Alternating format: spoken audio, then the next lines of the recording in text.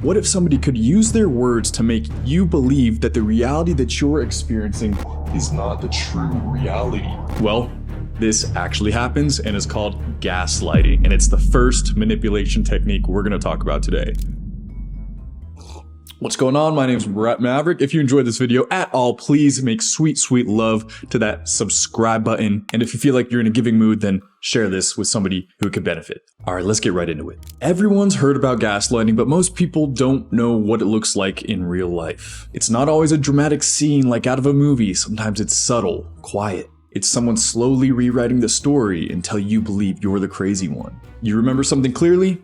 They say it never happened. You tell them how you feel, they say you're too sensitive. Not to disagree, but to make you doubt yourself. And one caveat I need to mention is a difference in opinion is not gaslighting. It's like if your roommate is blaming you for eating their leftover chilies when you know you didn't, but they really think you did. That isn't gaslighting, that's just a difference in opinion, okay? And that's not manipulation, that's just normal. But with gaslighting, over time you start trusting their version of reality over your own. That's the scary part. It doesn't happen all at once. It's a slow drip feed of doubt. One comment, one denial, one look that makes you question everything. Before you know it, you're questioning your memory, your emotions, and even your gut. Gaslighting shows up everywhere with your family, your relationships, and even at work. And it always follows the same pattern: confusion, doubt, silence. Because once they can make you question what's real, they can control you and create whatever reality they want. So how do you fight back? Well, that's the tricky part. I would say, walk away, get the hell out of there. But I know sometimes that's not possible. Sometimes it's your parents or your kids that are doing this. You get clear, you start writing things down. You trust what you felt even if someone tries to deny it. You don't need permission to believe your own experience. And the moment you stop explaining yourself to someone who's pretending not to understand, that is when you get your power back. But if you can, just walk away. Who wants to deal with that shit? Now let's talk about love bombing. Oh, or what do the kids do these days? This.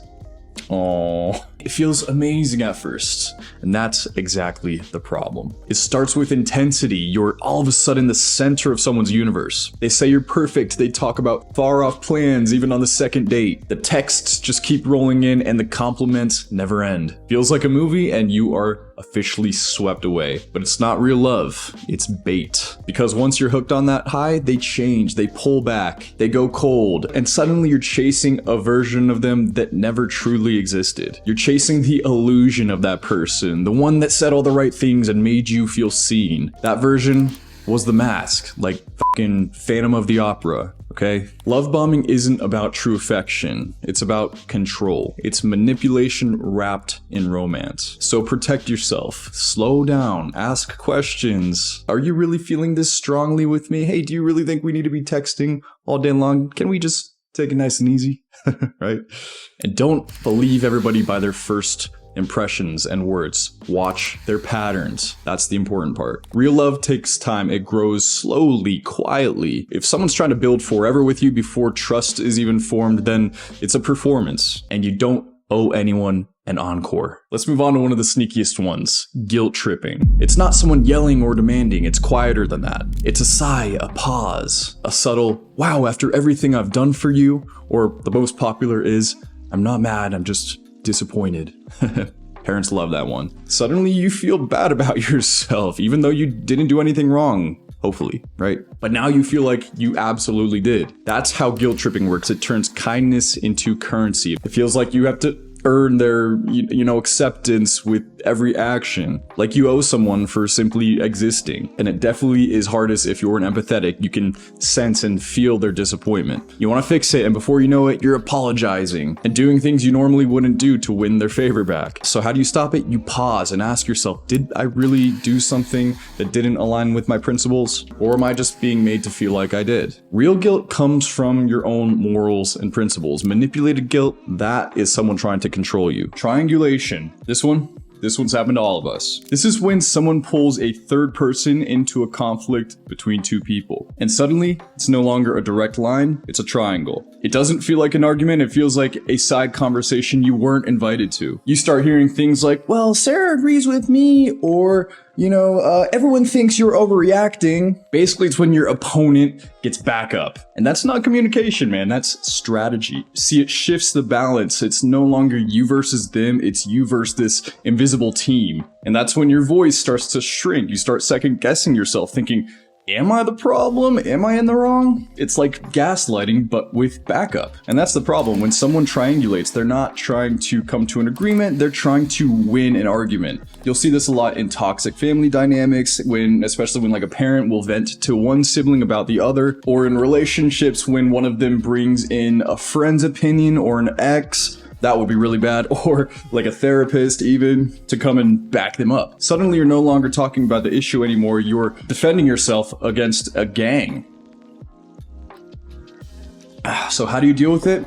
You pull the triangle apart. Say this: if you've got a problem with me, talk to me, not about me. Keep it direct, keep it simple. You don't owe an explanation to anybody who's not in the room. And if they refuse to meet you there, completely step away from the triangle. Don't fight for space in someone else's storyline. Write your own. One of my favorite ones. I love this one. Not like I love it, it's just funny, an entertaining one. The White Knight. On the surface, he looks like the hero. I say he because this is who I've seen it most often with. They show up with concern, with solutions, with help you didn't even ask for. At first, it feels good, like someone finally sees what you're going through, but with toxic people, that's just the setup, because the White Knight, he doesn't just solve problems, he creates them quietly. Behind the scenes. They stir the pot, then they swoop in like the savior. They say someone's disrespecting you and that they're the one that's gonna protect you from it. They build the fire, then show up with the hose. Like a water hose, not the other kind. This term is used a lot in game, like guys trying to pick up girls and sometimes the other way around. The White Knight is the guy who sees a guy hitting on a girl outside of a nightclub and goes up and says, "Is this guy bothering you?" and tries to swoop in and be the savior of this potentially awkward situation. Why? Because being the savior gives them power. And if you didn't need saving, they'd have no purpose because they know they are mediocre at best. And when you start, learning and growing and stop buying their bullshit, they'll shift, they'll go cold and withdraw, maybe even flip the script and make you seem ungrateful. So what do? Notice the patterns. Ask yourself, do they really help me build when things fall, or do they quietly make sure things do? Real support helps you rise. A White Knight needs you on your knees. Pause. So take genuine help if it's offered, but maintain your power. You don't need to be rescued, you just need space to rise on your own. Yes, to address the elephant in the room, I did shave. This video took me 3 days to film, so give me a break. But next is the silent treatment. I think we all pretty much know what this is, but in case there's any window lickers watching this, I'll give a brief explanation. Silence can be chill. Space is fine. Everyone needs time to cool off from time to time, but the silent treatment, that's a whole different game. That's not about peace, it's about punishment. It's when someone goes quiet on purpose. They go cold, they get distant. Not to solve a problem, but to control you. No talking, no explaining, just complete shutdown until you cave in. Suddenly you're overanalyzing every word you said. You're apologizing for things you're not even sure that you did. You're trying to fix the vibe, doing anything you can to get them to just speak. That's the trap. You stop focusing on your own needs and you start tiptoeing around theirs. And for them, from this silence, they siphon power. It says, I decide when we're good, I decide when you get attention, and if I pull away, you come running. So how do you handle it? You call it out directly. You say, hey, if something's wrong, I'm open to talking about it, but I'm not playing this silence game. And then you hold the line, because healthy conversation is a two-way street. If they only talk when they get their way, that's not love, that's control. Breadcrumbing. You know that person that hits you with the hey text every week, drops a fire emoji on your story, tells you you're cute or handsome, but when it actually comes to making plans or being real, nothing. They give you just enough to keep you around, just enough to keep you hoping, but not enough to actually show up. That's breadcrumbing. It's emotional clickbait. It keeps you checking your phone thinking, maybe this time they'll actually follow through and our plans will come real. And it never does. Breadcrumbing feels like potential, but it's actually just control. They want the attention without the effort. They want you invested without them actually being committed. So how do you deal with it? You stop chasing. Are you seeing a pattern here? If someone's interest only shows up in flashes and you never actually see any follow through, that's not some, attractive mystery thing they got going on. That's just mind games and immaturity. Remember, you're not here for crumbs, you're here for the whole damn meal. Okay, last one, and this is a wild one. It's called DARVO. And I gotta be honest, I didn't know about this one before. But once you learn it, you'll start spotting it everywhere. It stands for deny, attack, reverse, victim, and offender. And here's how it goes. You bring something up calmly, respectfully. You say, hey, you know, this kind of was hurtful to me. Step 1, they deny it. They say, oh, that never happened. You're being dramatic. Step 2, they attack. What's with your tone, your timing? You're always overreacting. Step 3, they flip the script. And suddenly they're the victim. Now they're hurt, now you're the problem, now you're explaining yourself. Classic DARVO. It turns accountability into an act where they get to play the victim or the hero, while you're left totally confused, second guessing everything. So how do you deal with it? You don't take the bait. You stick to the facts, you pause and say, I'm open to hearing how you feel, but we're not burying the original issue, okay? DARVO only works when you lose clarity. So stay clear, stay grounded, and now that you know what it is, you can watch out for it and you can be ready. So those are the main manipulation tactics. I hope you feel prepared now. Comment down below what you thought and also what else you might want to hear more about. If you haven't already, subscribe and please hit that bell and turn those post notifications on so you don't miss a thing. And until next time, peace.